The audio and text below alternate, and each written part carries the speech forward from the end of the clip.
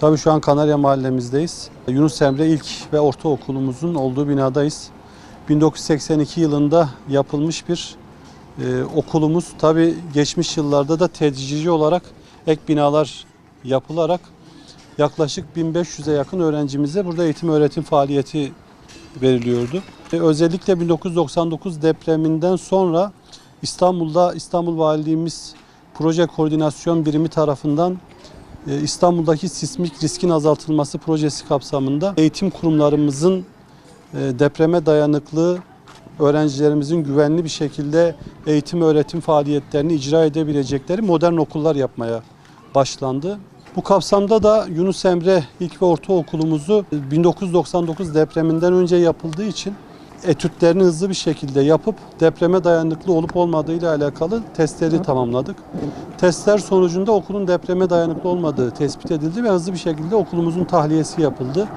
Ve bu tahliyenin akabinde öğrencilerimiz en yakın olan okullarımızdan birine geçici süreyle şu an eğitim öğretim faaliyetleri devam ediyor. İSMEP projesi kapsamında okulumuzun yeniden yapılmasıyla alakalı süreci tamamladık. Yapı ruhsatını aldık ve şu anda bugün itibariyle de yıkımına başlayıp Mayıs ayında da ihale tamamlanıp inşallah Kanarya Mahallemize yaklaşık 1500 öğrencimize modern depreme dayanıklı eğitim ortamında eğitim faaliyetlerini yapmalarını sağlayacağız. Tabii özellikle bazı basın organlarında da söz konusu okulla alakalı bazı olumsuz haberler yansımıştı. Bizler Sayın İçişleri Bakanımızın Sayın Süleyman Soylu Beyefendinin talimatlarıyla özellikle uyuşturucuyla mücadele noktasında çok ciddi çalışmalar yapıyoruz. Şu ana kadar Küçükçekmece ilçemizde hiçbir metruk binayı bırakmadık. Tespit ettiğimiz tüm metruk binaları yıktık.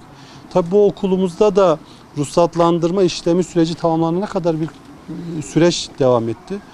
31 Mart 2022 tarihinde biz bu ruhsatlandırma işlemini tamamladığımız için burada bazı bilgi kirliliklerinden dolayı bazı olumsuz haberler yansıdı.